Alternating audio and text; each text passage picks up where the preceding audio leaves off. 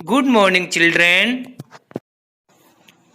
Class 8th, Subject SST, भूमंडल और lesson 3rd, संसाधन। पेज नंबर 13 देखिए। समय के साथ साथ प्रौद्योगिकी तकनीकी प्रयोग द्वारा संसाधन उपयोगी और मूल्यवान बन पाए हैं।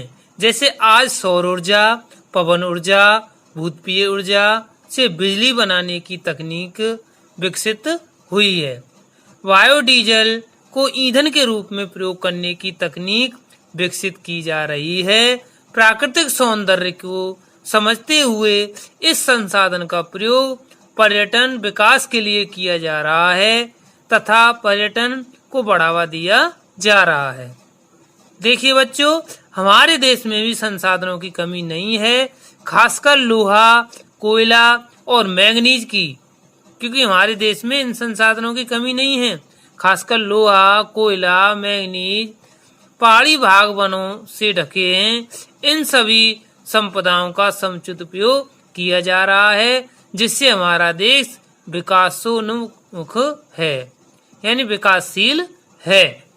अब देखिए संसाधनों के प्रकार, यानी संसाधन कितने प्रकार के होते हैं। संसाधनों को प्राय प्राकृतिक, मानव और मानव निर्मित संसाधनों के रूप में वर्गीकृत किया जाता है। प्राकृतिक संसाधन देखिए, चट्टान, खनिज, जल, पेड़ पौधे और जीव जंतु प्रकृति की अनुपम देन है, जिनका प्रयोग मानव अपनी आवश्यकताओं की पूर्ति एवं विकास के लिए करता रहा है। इन प्राकृतिक देनों को ही प्राकृतिक संपदा कहा जाता है। प्राकृतिक संसाधन कई प्रकार से वर्गीकृत किए जा सकते हैं, जैसे भूमि, मृदा, जल, खनिज, ऊर्जा आदि अपनी उत्पत्ति के कारण उत्पत्ति के स्रोत के रूप में जाने जाते हैं।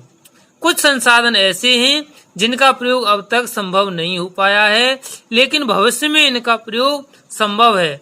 जैसे भारत में भविष्य में ईंधन के रूप में हाइड्रोजन ऊर्जा की संभावना पर विचार किया जा रहा है।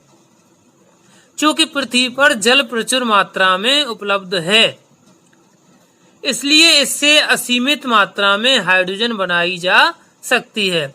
इसके अलावा अफ्रीका में जल के अपार संभव साधन हैं, पर इनका प्रयोग नहीं हो रहा है। इन्हें संभाव्य संसाधन कहा जाता है। अब देखिए, कुछ संसाधन ऐसे हैं जिनका प्रयोग अब तक संभव नहीं हो पाया है, लेकिन भविष्य में इनका प्रयोग संभव है। जैसे भारत, देखिए इन्हें संभाव्य संसाधन कहा जाता है।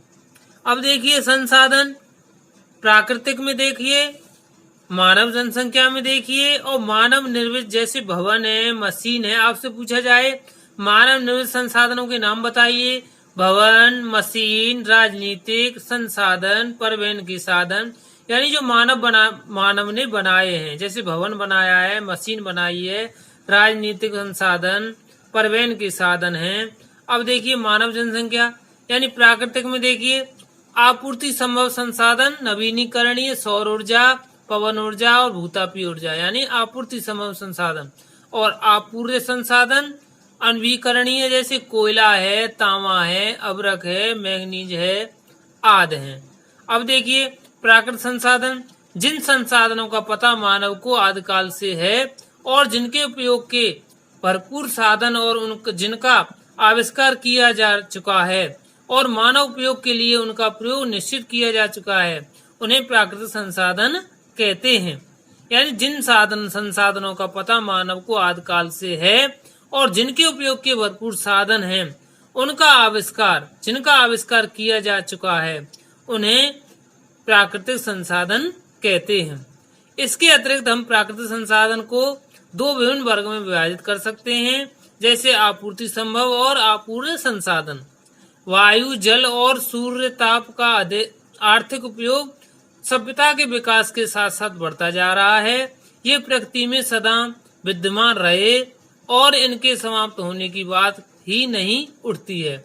इस आधार पर हमें ऊर्जा का गैर परंपरागत स्रोत और प्रकृति के नवीनकरणीय संसाधन कहते हैं। अब देखिए बच्चों, पवन ऊर्जा, सूर्य ऊर्जा, भूतापीय ऊर्जा, परमाणु ऊर्जा आदि गैर परंपरागत तथा आपूर्ति संभव संसाधन हैं। आपसे पूछा जाए गैर परंपरागत आपूर्ति संभव साधन क्या क्या हैं?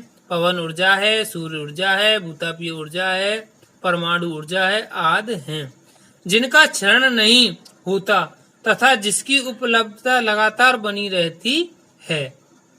आपको बच्चों इस वीडियो से अच्छी तरह समझना है और क्वेश्चनों के आंसर आपको अच्छी तरह से देना है।